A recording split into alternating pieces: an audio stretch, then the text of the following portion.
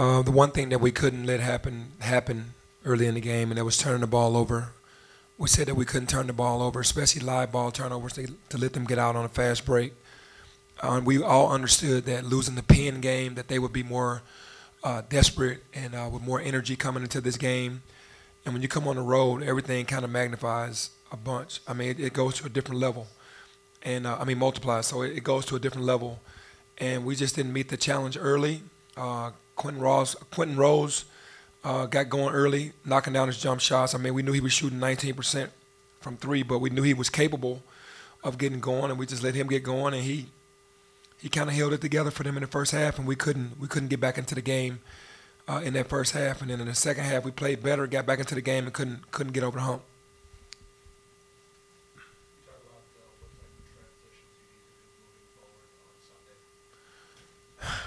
I mean, we won every category except for the three-point shooting. We were 1 for 23. It's hard to win a game when you do that. Um, we just we didn't the the attention to detail tonight was way off. We were well prepared for what they were going to do and who they were.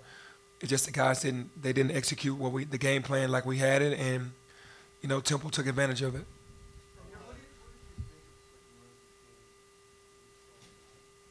What did I think of his game win? He played a solid game. He came out and was 5 for 6 from three. That was probably his best three-point shooting game this year. It was a big game for them. He needed to come out like that. So I mean, I've always respected his game. He just shot the ball really well in the first half, and that got him going.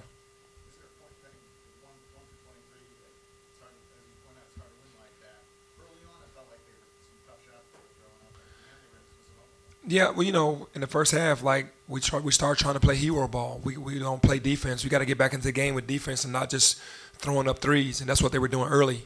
And in the second half, like you said, they were wide open, and we just have to make those. Penny, with your basketball background and all your experience, what have you learned about yourself on this job, closing it now, approaching that 20 games today? I just learned just how to be more patient.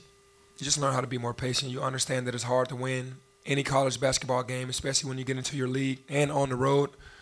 But just how to be patient and understand. Just take everything for what it's worth and kind of be patient and not try to rush anything. That's what I've learned.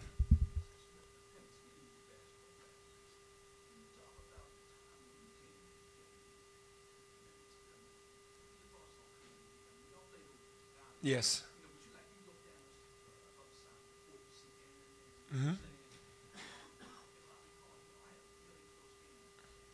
Yeah, I haven't been successful coming to Temple. I lost that game back in the day, and I lost the game today. But honestly, even back then and now, just play tough. They make it hard for you. They just try to be physical, and it just showed how J.P. Mormon knocked our guy out of the air and got a flagrant two and got ejected, and it was just he wasn't going to give that layup, and I respect that, and that's what you're going to get when you play Temple.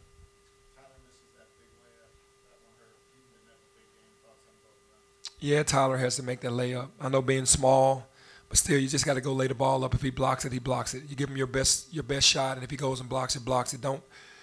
He didn't look at the rim. He kind of looked back at the defender and then tried to lay it up at the same time.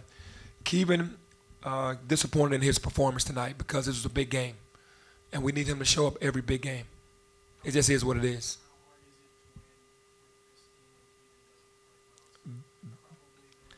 You probably can get away with it at home because you can feed off the energy of the fans and maybe other guys step up and kind of collectively do his job, but not on the road. It's very tough to win without Kevin or Jeremiah playing big time basketball on the road.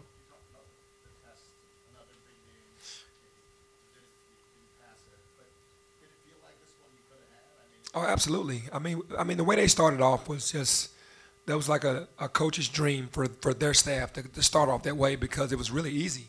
Quentin hit all of his shots early and pushed out, and then we turned the ball over and gave him easy baskets, and we just couldn't make a shot in the first half, and everything was going pretty much right for him. And the turnovers that we Nate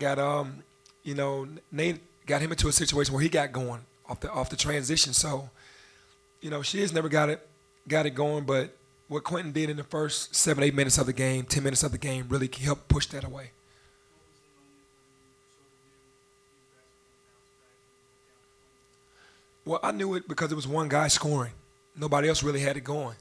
And I felt like if we could just shut him down and just we had to put the ball in the basket ourselves. Like I said, we pretty much won every other category. We're plus 12 in the rebounds, and we turned them over enough. They just made 10 threes.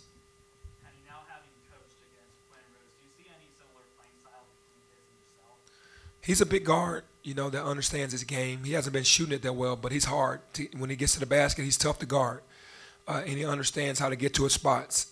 And I respect that about his game because in the warm-ups when I was watching him, he was making a lot of shots. So I don't just look at a percentage because, any guy can get hot on any given night, especially when you're a ball player like he is. And tonight was his night, but I love his game.